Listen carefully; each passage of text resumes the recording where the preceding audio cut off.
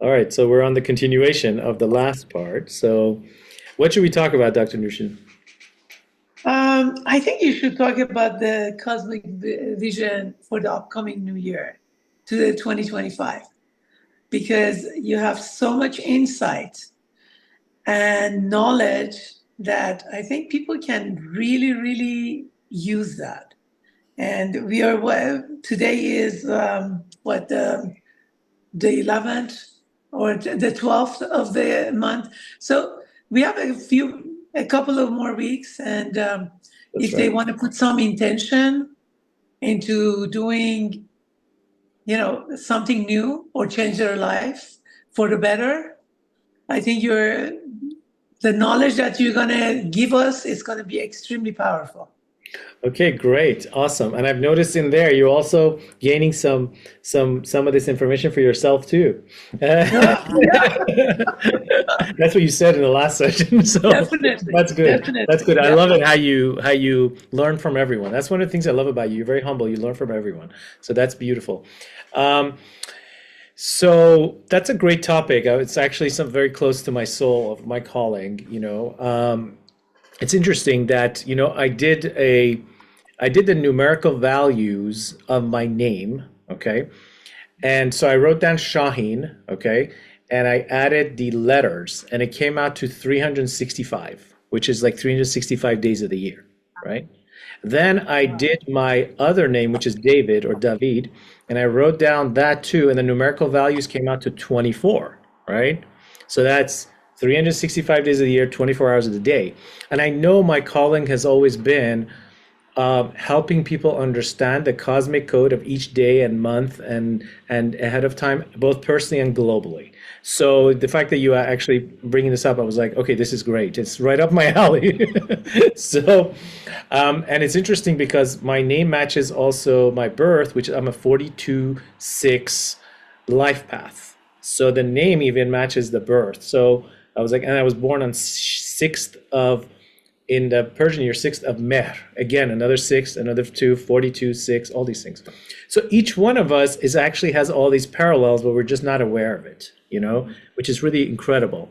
For example, um, I did a I did another thing. I looked at the houses my parents lived at in the past 25, 30 years in Los Angeles. And I noticed that when you add the numerical value of the house numbers, they all add up to a certain number, like all of them. It's certain similar, exactly the same number each house they went to when you add them up, right? So it's pretty interesting. There's numericals flying around all of us, cosmic codes that we're not aware of, but we start paying attention, it starts to show up, right? Now, if you work with these numerics, the universe starts to respond to you with similar numbers so that you know when you're on the right path, right? It's an affinity that starts to build up. You ask the universe, show me when I'm on the right path with certain signs, and the universe shows you, okay? Let me give you an example. I was once in I was traveling, and in the global scene I was about to purchase a an apartment, right? And um, I stood on one side of the street. One of them was in nature this way. I don't know if I just told you the story. Did I tell you the story yet? And the other one was in a more commercialized area, but very close to No. each other. Okay. And I was like, that day I was going to make my decision which one of these I'm going to purchase, right? And I stood there. The agent kept saying the commercial one, but I was like, something in my heart told me the one in nature, right? But the commercial one, he said, is going to go up more in value, but the one in nature just felt more right for me. So, because I wanted to spend time in it too, and I'm in it right now. So what happened is, I said like this. I said, I closed my eyes and I said, well, let's see what signs come. Okay, now these kind of direct signs don't always come this directly, but that day it was so direct, I couldn't stop it. A truck pulled right in front of me, right? And in English, which in this country wasn't, the language wasn't English, the truck pulled in front of me, and in English, the truck had a green sticker, and the green sticker said, "Your home is in nature." Wow. Powerful, right? So I looked Wow. at this. Now I want to show you something significant. I looked at this and I knew my answer. But then when I told the agent, I said, look at this. This is so powerful. To him, it wasn't so impressive. So this is the thing with life. It's like if you find your heart, don't expect other people to validate it. That's when you go wrong, right? You find your heart and then you wait to see if others say if you're okay. And then they will for sure not necessarily go with what you think. And then you would step on your own visions of what you see right in front of your eyes. And that's how you end up in the literally the worst places, right? Because you're not following the signs, you're not seeing the signs, along the way. You're constantly second guessing yourself, right? So I take these signs along the way very, very seriously. Um, there's a beautiful saying that David, the prophet, King David says. He says, "Your rod and your stick comfort me." Okay, David says to the Creator in the Book of Psalms, and everyone has heard of the Book of Psalms, no matter what religion or background you've come from, right? He says, "Your rod and your stick comfort me," right? And he's saying this to the universe, God, right? And it's a strange word because a shepherd usually has a rod and a stick in their hands, and they're like going like this to the sheep to make sure they're heading to the right direction. And the sheep keep looking back and they just keep going like this, and they go meh like that, and they just keep heading them, right? But the sheep are not so happy that the stick is hitting them, because that kind of makes them like to move. It's like nudging them. But they're also happy because they know as long as the shepherd is on top of them going like this, that the wolf is not going to get them because the shepherd is going to protect them, right? And they have dogs around, right? So the sheep is really happy, but it's a little uncomfortable, but it's happy because it knows its owner is right there. The shepherd is right there, right? So David says, "Your rod and your stick comfort me." That means telling the creator of the universe that when I see the little signs around, right, of I'm on the right path, it comforts me to know that you're playing this hide and seek with me, the creator, but I know you're there, right? So, and trust me, we don't want the creator to appear to us all the way. It ruins the fun, okay? Because if the creator if literally you would get appearances from God on a daily basis, right? You start to get numb, and then the hide and seek ends. It's like playing with your mom or your dad hide and seek, and then all of a sudden they tell you, "I know where you are all the time," right? They're like, "The whole time I knew where you were. I just acted like I don't know," right? So that's really what happens when it comes to this scene that we have with the creator inside of us and the signs all around us, right? So the signs, it's very interesting. Here's another thing. Here's another metaphor. Everyone knows about the ship that Noah built, the ark, right? And in the original ancient language, right, the word for the ark is teva, right? Which is a strange word because a teva doesn't mean a boat or a ship. It means a letter, right? A letter, right? And so the creator tells Noah, "Go build a teva." A letter? Is he building a letter? Is he building the Hebrew alphabet, right? Is he building the Farsi alphabet? Is he building the English alphabet? What does he do? Greek alphabet? What is he building, right? And so I think the metaphor is very powerful in terms of letting us know that the words that we use are become the ark that we can ride on, right? In stormy days, it's like sometimes you have an anchor, like you were saying in our past session, that you help people, you anchor them into different spaces, and then it becomes more and more powerful. Sometimes you can see a truth for yourself and you write down this one word. You're like, when I see this word, I remember that was my truth, right? I actually have a notebook, like in my phone, where I call it my truths permanent, right? I read that word permanent, right? Whenever I see something that's my personal truth, I know what's going to happen. 2 days later, something talks you out of it, right? It's like all of a sudden, another thing happens and that was the reality, that's your truth, but you go against yourself sometimes, emotions, gravity of earth, people, changes in climate, anger, triggers, right? So my truth, right? So whenever I see a truth, I come up with a word and I write it there. If I write it there, I've made a pact with myself. If I see that there, That's the truth. I'm not going anywhere else, right? So I opened it up because I know emotions fluctuate, but this writing doesn't change, right? Because I wrote it 3 days ago and the emotions change, but the writing is supposed to be there. I open up about that topic. I see that's what I wrote. Okay, that's what I'm going to do because I'm going to stick to the objective, not the waves of emotion that are taking over. Okay. So this is called like building a solid foundation for your interpersonal truth that really adds up over time, right? Over time, it adds up because when you discover your solid dreams every morning, you write down your truth every morning, you write down your patterns, you write down things you know about yourself, you write down. Overall, you see a pattern, and then you build yourself through that pattern. Now, you might break that pattern through eventually, even in life, because life is ever evolving. But the fact is, at least you know what you are for now, right? We're ever evolving, but this is what I am for now, right? So now I want to talk about a little bit about the cosmic code, as you asked, right? What's happening? As we're entering 2025 and 2026 and beyond, right? All the way to 2040 is going to be probably the most powerful scene any section of humanity has ever experienced because we've never been in an era that could speed up so fast. We've never been in an era that could move so fast in technology, right? We've never been in an era that has AI, artificial intelligence. We talked about this. If you, I think everyone should watch my conversation with Dr. Nushin on the TV show we had about Husha Masnui, artificial intelligence, especially if you can. I think we spoke mostly in English on that one, some Persian words here and there, but Yeah. definitely watch that, right? It's, look for it. Do you know the topic they should look for if they want to look for that on the Facebook or YouTube? Um, we can put Maybe it, we could put the link under it afterwards, right? yeah, put the link there. So Yeah.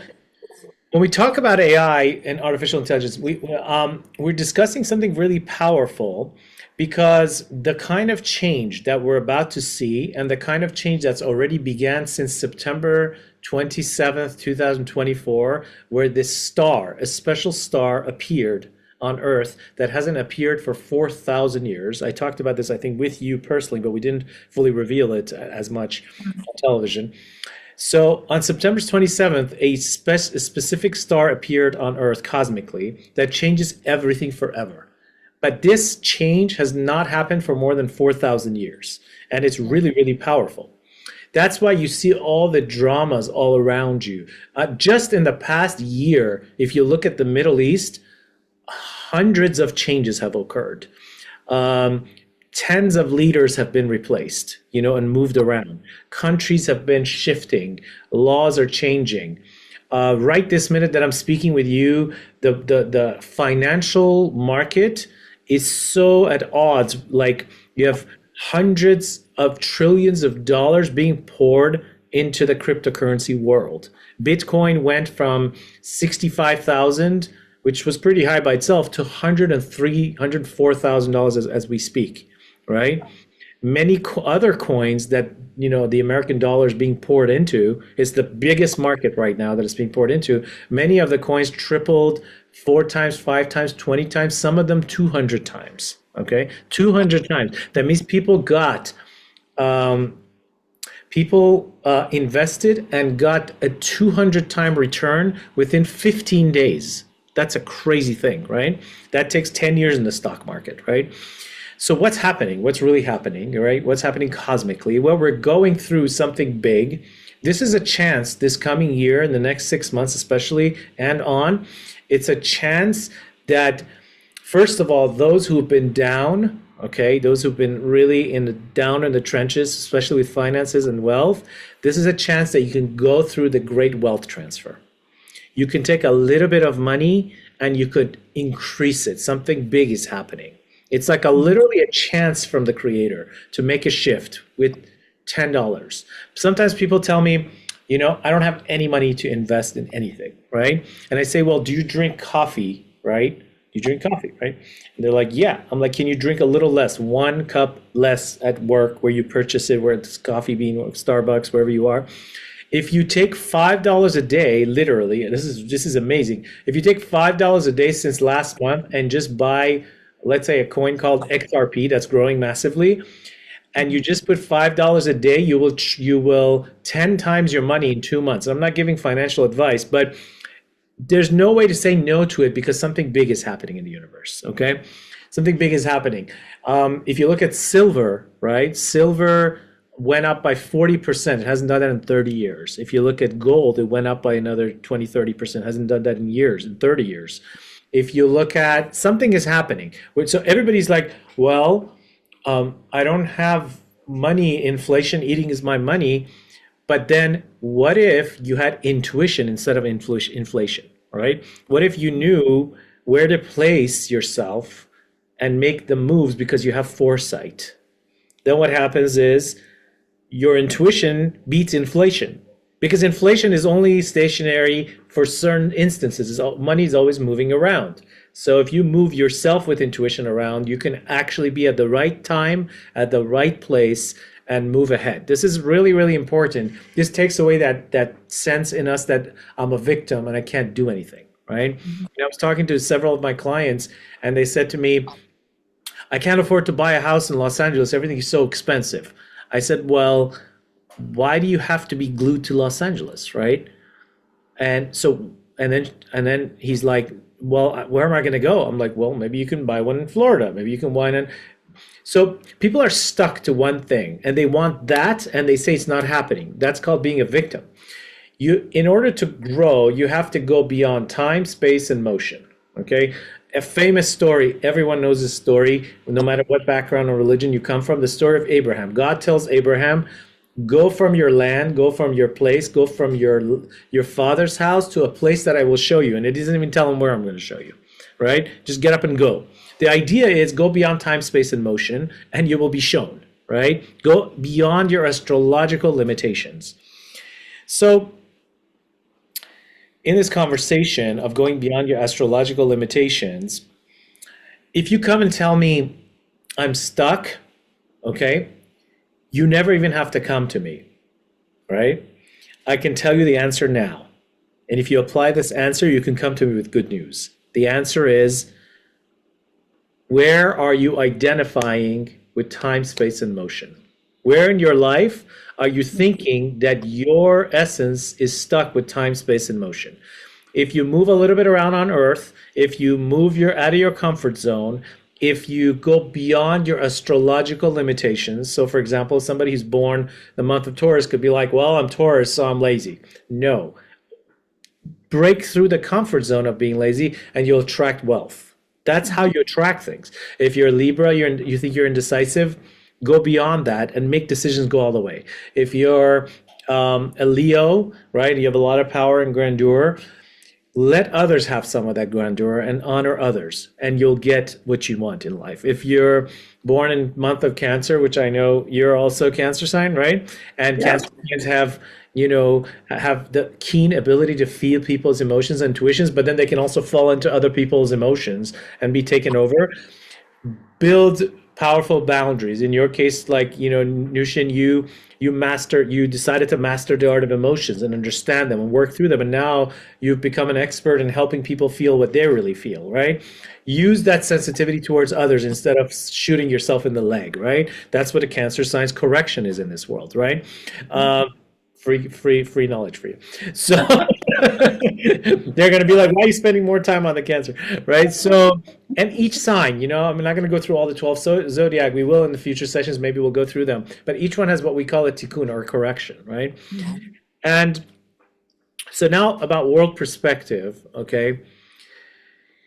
The next 2 years are going to be the most massive, greatest wealth transfer that ever occurred, ever, since the Pharaoh, since the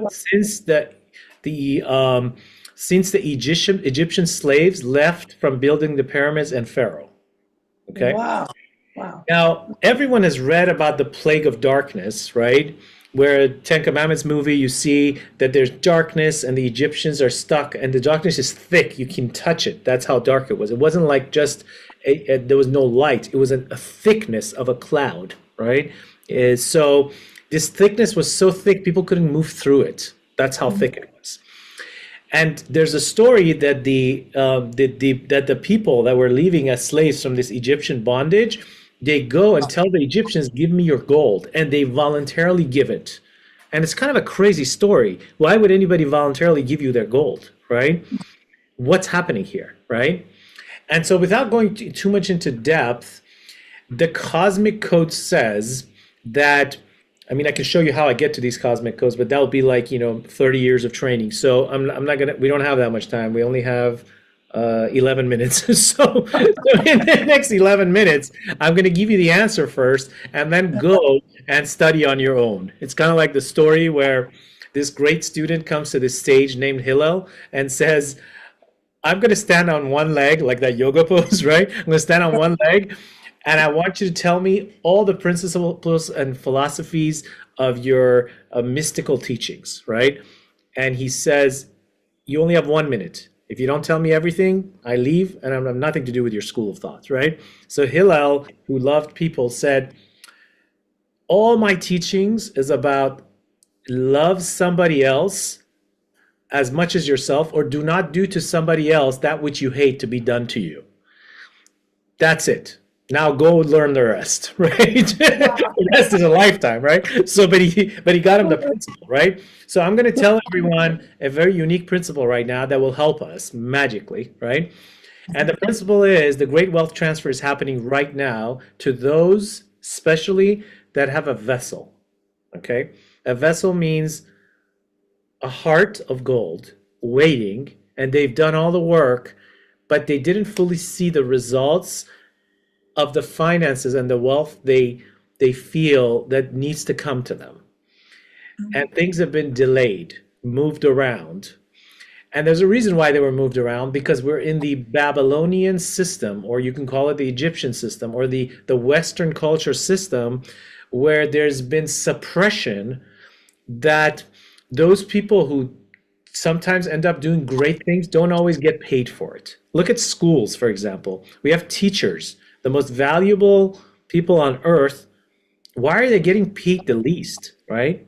So we live in a society that doesn't reward the great energy with great money necessarily, the limitation of that society, right?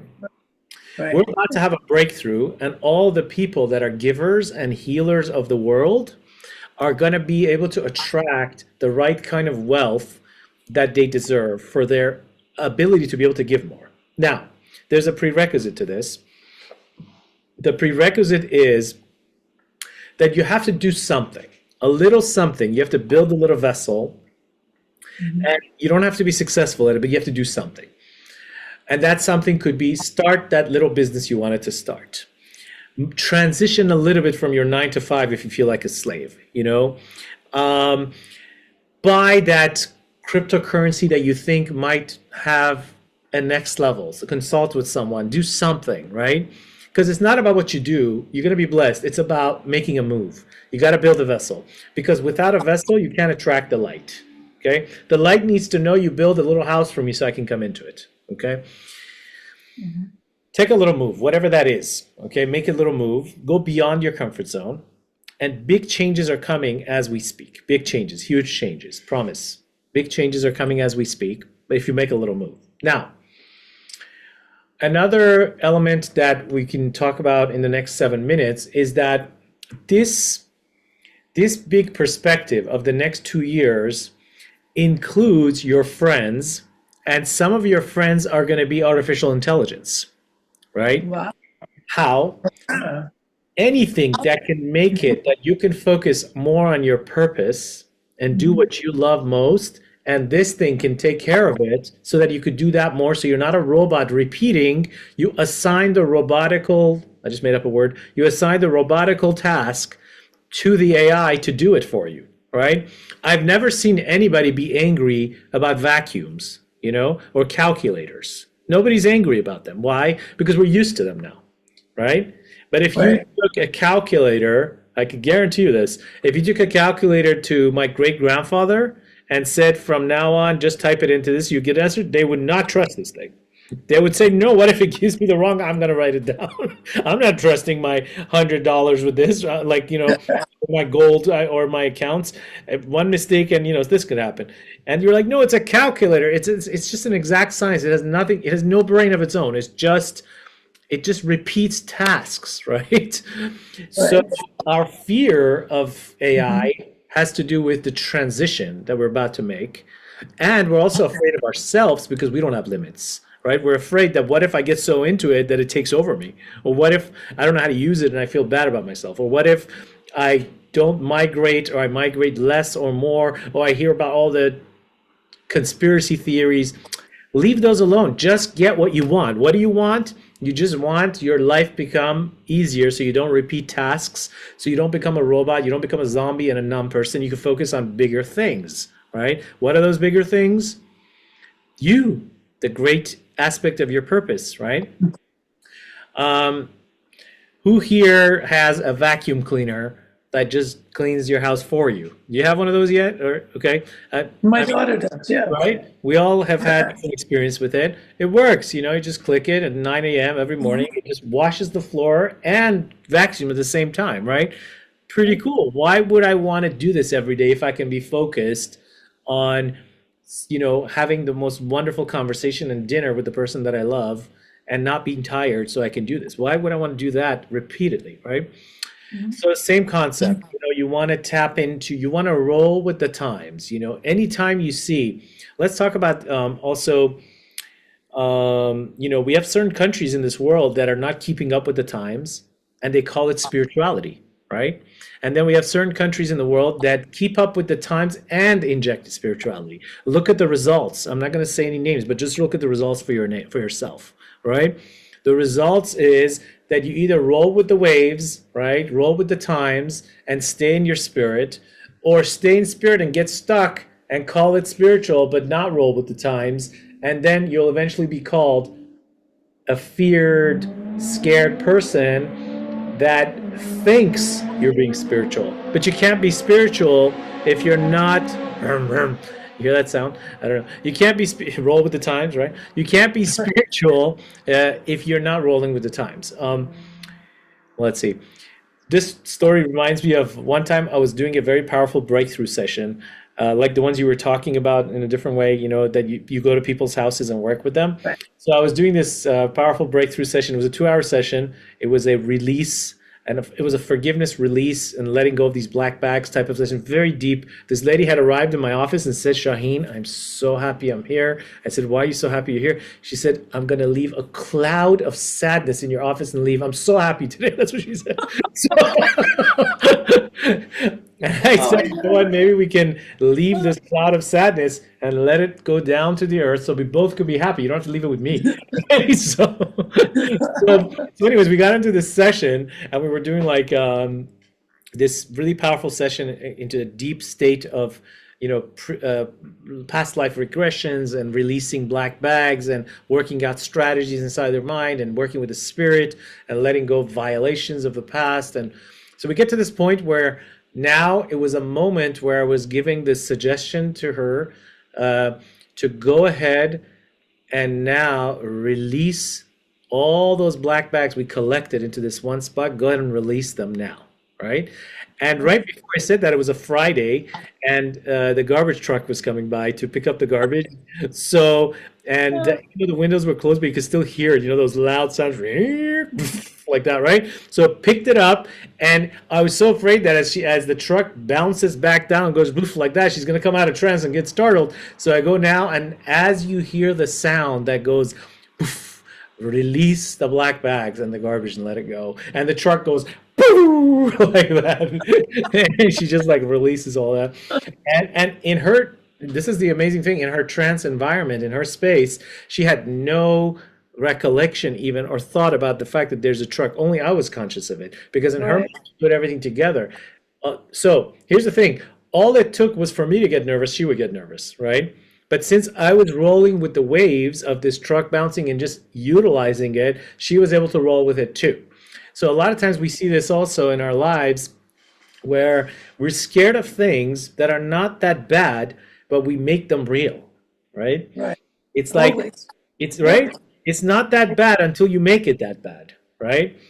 Things are never bad, right? It's like I was eating these pistachios, right? And I was like thinking to myself, like in the Kabbalistic language, the shells are called klipot, right? So the shells of, let's say, pistachios, they're called klipot, and klipot means the outer layer, essentially, right? And we all have these shells. One of the things that occurs, this is the greatest trick of Satan or Satan or Shaitun, whatever you want to call this thing, right? The greatest trick of the opponent, the harif in Persian, the greatest trick of the opponent is to make you feel that you are the blockage itself, right?